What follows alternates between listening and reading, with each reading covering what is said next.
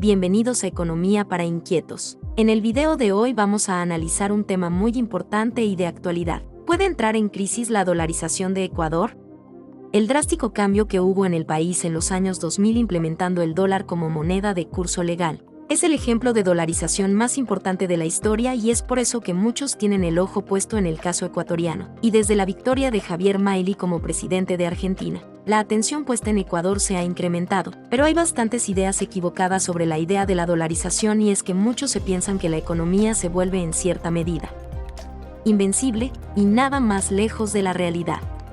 Ecuador, desde el año 2009 hasta el 2021, se enfrentó a un escenario muy peligroso, donde el esquema que se había diseñado inicialmente se había roto, haciendo que el Banco Central y el gobierno vuelvan a las antiguas andadas donde uno financia al otro.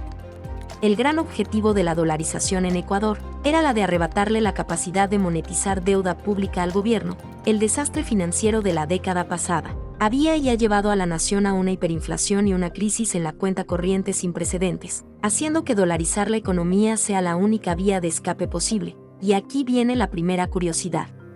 El Banco Central se encarga de mantener a flote el sistema financiero, siendo el prestamista de última instancia, ya que es el único capaz de emitir nuevo dinero. Ahora bien, si dolarizamos la economía, el Banco Central de Ecuador deja de tener sentido. El Banco Central de Ecuador sigue existiendo, pero no se encarga de imprimir billetes, ya que eso lo hace la Reserva Federal, pues resulta que, en Ecuador, al igual que en todos los países del mundo, el dinero que existe no solamente está compuesto por dólares. En Ecuador hay varias formas de dinero circulando, y no me refiero a que hay euros, yuanes, yenes o cualquier otra moneda que se os ocurra, sino otra clase de dinero diferente al efectivo que todos tenemos en mente. Toda la deuda que hay circulando tiene una clasificación determinada, pero ¿cómo podemos clasificarla? Para hacerlo necesitamos introducir la jerarquía del dinero, una representación popularizada por el economista Pierre Merlin, donde ordena el dinero existente en una economía, en una especie de pirámide. Si tenemos que ubicar el dinero en efectivo que nos es familiar a todos, estaría en el segundo puesto. Empezando por abajo, es un dinero de bastante calidad y que es bastante aceptado. Si subimos un poco en esa pirámide, nos encontramos con la deuda pública, que son unos papelitos que dicen que el gobierno en unos años te va a ingresar X cantidad de dinero. No es tan aceptado como dinero en nuestra vida cotidiana, pero en el mundo financiero es muy utilizado. Es más, la deuda estadounidense es bastante codiciada. En la base de la pirámide tendríamos los depósitos bancarios, es decir, dinero que le deben los bancos a sus clientes. Sería el dinero de peor calidad y el más abundante que hay en la economía. Una gran parte del dinero que existe está compuesto por estos depósitos. Y por último, la punta de la pirámide, en ella se encuentran las reservas de un país. Las reservas pueden parecer que es lo mismo que el dinero en efectivo, pero no. Digamos que es dinero y otras cosas que se guardan con un fin específico, que es el de pagar deudas estatales, comerciales, o defender el valor de tu moneda. Puede estar compuesto por otras divisas o incluso el oro. En su mayoría se utiliza el dólar ya que es la moneda de reserva internacional, pero también se pueden usar otras divisas como el euro. Y como os podéis imaginar, el Banco Central de Ecuador tiene la función de gestionar las reservas del país. Por eso se debe administrar de forma eficiente las reservas de una nación. Ese es el papel que se le dio al Banco Central cuando se dolarizó la economía. Y la pregunta es, ¿cómo lo hacía? Existen múltiples formas de acumular reservas internacionales. Se pueden hacer vía impuestos, vía comercio, con las exportaciones, emitiendo deuda, o en el caso más desesperado, imprimiéndolos. El Banco Central no puede emitir nuevas reservas porque no tiene la impresora de dólares, pero sí que puede elegir cómo administrarlas, y esa es la función que se le dio en el año 2000. Para evitar otro desastre financiero, se dividió el balance del Banco Central en 4. Lo primero sería respaldar a las instituciones financieras consideradas clave. Para ello, el Banco Central debe mantener un coeficiente del 100% respecto a ellas. Para que nos entendamos, debería ser capaz de pagar de golpe todas las deudas de esas empresas. En el segundo balance, tenemos a instituciones financieras públicas, que también deben tener un respaldo de un 100%. De esta forma se quiere evitar un nuevo episodio de crisis de deuda, asegurándose de que el Banco Central de Ecuador siempre tenga las reservas necesarias para cubrir al sector público financiero. El tercer balance tendría el sector público no financiero. Esta parte ya no debe estar respaldada al 100%, Es diferente al anterior ya que la finalidad del sector público no financiero no es financiar. Son cosas como la seguridad social o cualquier empresa pública normal y corriente que se les ocurra.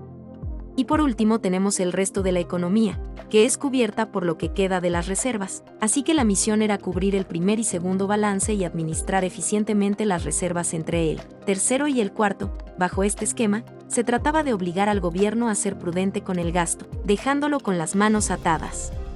Entre el 2009 y el 2014 inventaron una serie de cambios legales que buscaban permitir al Banco Central Ecuatoriano volver a las viejas prácticas de prestarle al gobierno.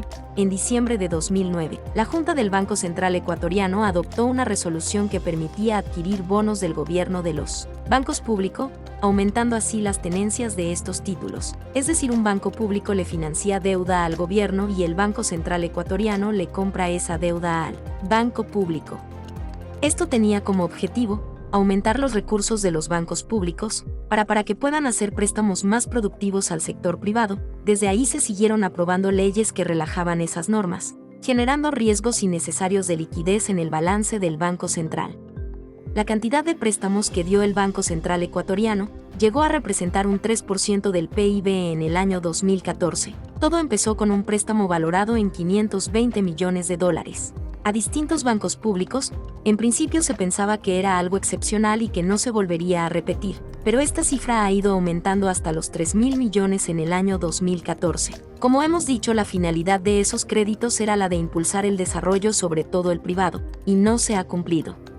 La nueva financiación se utilizó principalmente para financiar al gobierno central con la adquisición de nueva deuda pública. Estos valores gubernamentales llegaron a representar el 25% del total de los activos de los bancos públicos, alcanzando aproximadamente 2.000 millones en diciembre del año 2014, y en el año 2014 no paró la cosa. En septiembre de este año, se promulgó el Código Monetario y Financiero Orgánico conocido como COMIF. Esto de aquí le permitía al Banco Central de Ecuador financiar directamente el déficit del gobierno, llegando al 7% del PIB, rompiendo así ese equilibrio existente que no dejaba el Banco Central financiar al gobierno, llegando al punto que en el año 2021 le debiera cerca de $6.000 millones, que se tenían que pagar antes del año 2035. Visto que la cosa se estaba empezando a ir de sus manos, se decidió cortar de raíz este problema. El 3 de mayo de 2021 se aprobó una ley que revertía la enmienda del año 2014, prohibiéndole al Banco Central financiar al gobierno. Si esto se hubiese mantenido, seguramente la economía ecuatoriana se habría enfrentado a un peligro muy serio, no por culpa de la dolarización, sino por haberse saltado las reglas que te impone una dolarización. Pero aparte de esto, esta capacidad del gobierno de aprobar y quitar leyes sobre cómo debe manejar la economía del Banco Central genera bastante preocupación, ya que demuestra la falta de independencia del Banco Central ecuatoriano. A pesar de estar en una economía dolarizada, el Banco Central debe mantenerse independiente.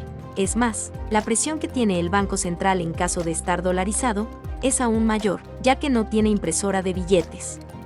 Por eso se está generando la preocupación por la sostenibilidad de la dolarización dentro de Ecuador, y que, en caso de alguna desgracia, se decida dar marcha atrás a esto. Ahora bien, ¿debería desdolarizarse Ecuador? Si quieren otro video hablando de este tema, háganmelo saber en los comentarios. Esto fue Economía para Inquietos y como siempre, gracias por vernos.